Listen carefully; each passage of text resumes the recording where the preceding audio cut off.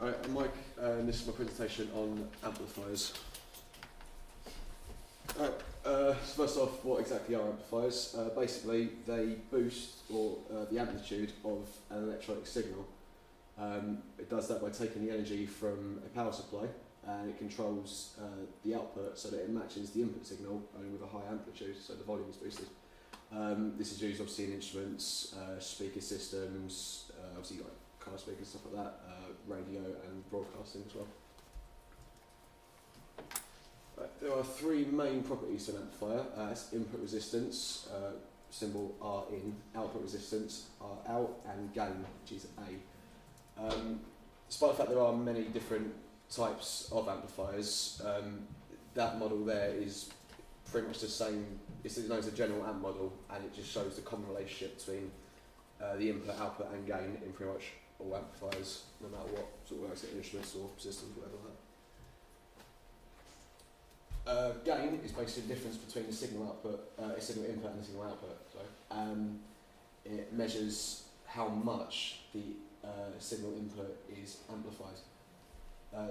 To work out the gain of an amplifier, the best way to do it is basically calculate, is to divide the signal output by the signal input. So as you can see from that little diagram there, which says gain equals output over input, and that's how you work out the total gain of it.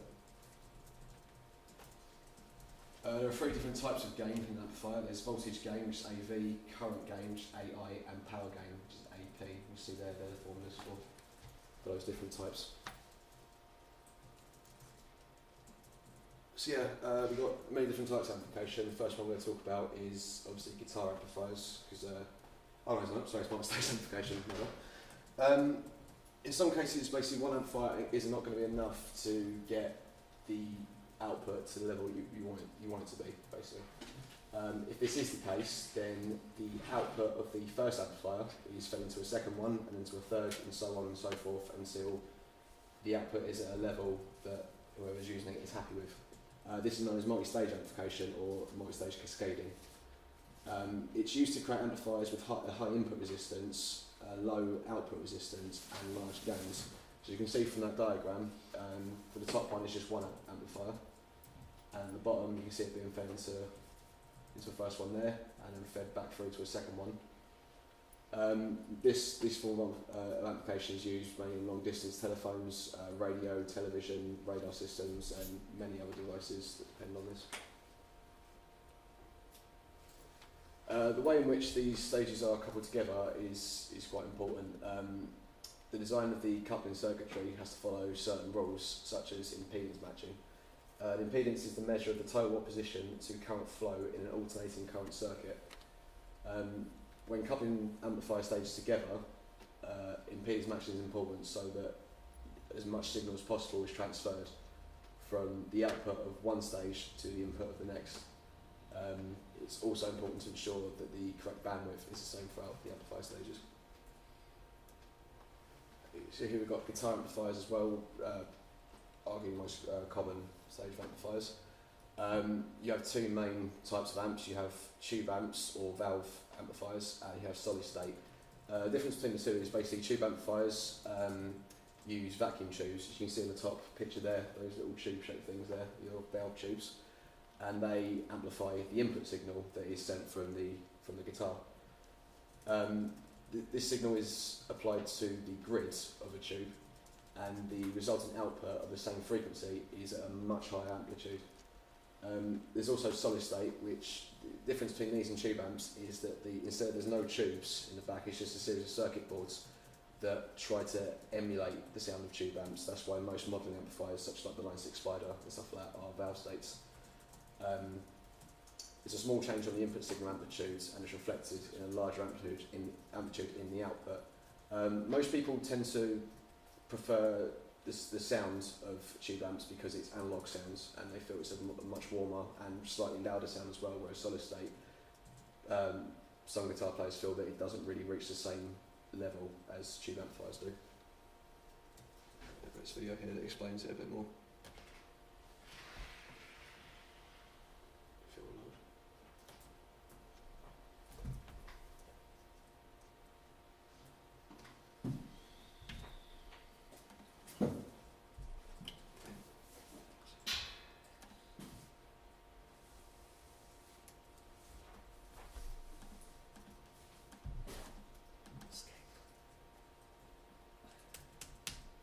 Brilliant.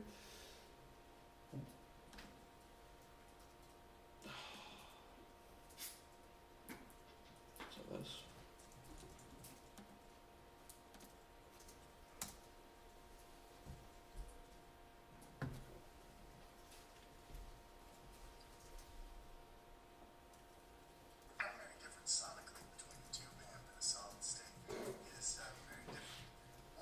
is there a way I can get the output into the speakers? Yeah, it's that lead there, just Oh, that one.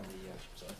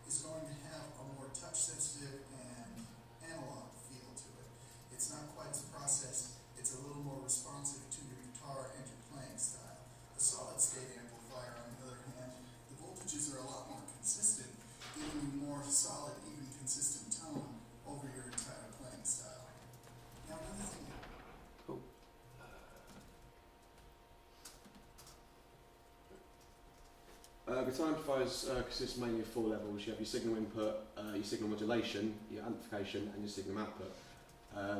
Obviously, the input being where the guitar goes in. Your signal modulation it creates the different tones of the amplifier, such as distortion, reverb, delay, and all that stuff. Most guitar amplifiers as well also have a preamp built inside it.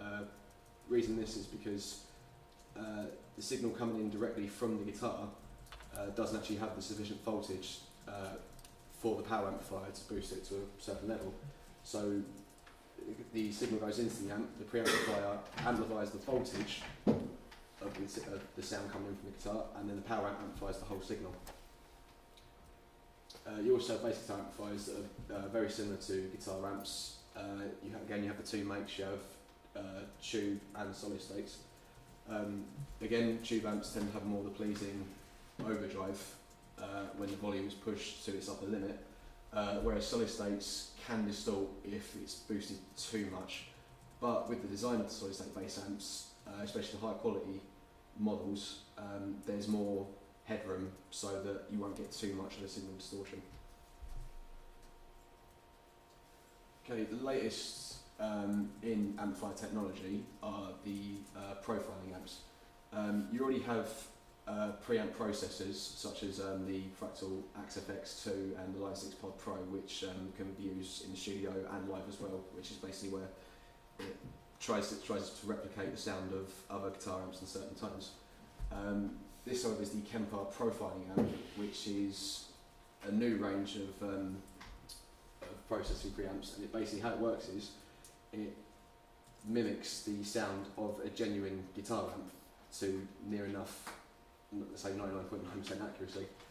The way it works, you see it's shaped like a standard guitar head, and you place it on top of your amplifier that you want to get the sound of, and connect it to the back of the amp cabinet. And if you've got a microphone on the mic up as well, the mic plugs into the back of the Kemper as well. And then how it works is it grabs the signal from the amplifier and takes all the characteristics of it and copies it pretty much. So yeah, it says on the sonic characteristics of a reference amplifier. It also adapts the behaviour and interaction of the components within inside the reference amp as well. It matches the sound of not only the amp heads, so whatever settings you have on the EQ and whatnot, the cabinet, and even if you've got a microphone onto the amplifier, it mimics the placement and the certain angles that it is at on the amplifier as well. It also allows you to store up to as many as 100 different amplifier sounds, ranging from full cabinets or small practice amplifiers, meaning that obviously if you're in a live band, you can have this just one little head, and then you can have various different guitar sounds and different amplifier sounds when you play live, and also when you're in the studio. Let's see if this wants to work.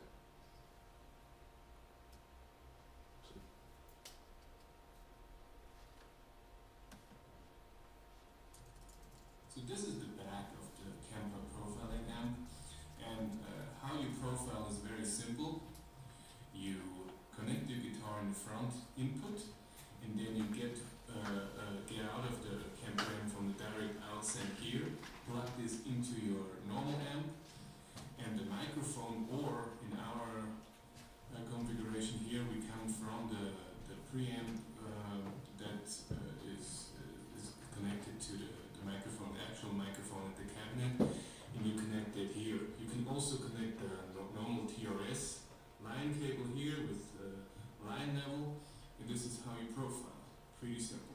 And of course, this is your out, this is where you can hear your amp, and you can do an A-B comparison, the real amp and the Kemper profiling amp.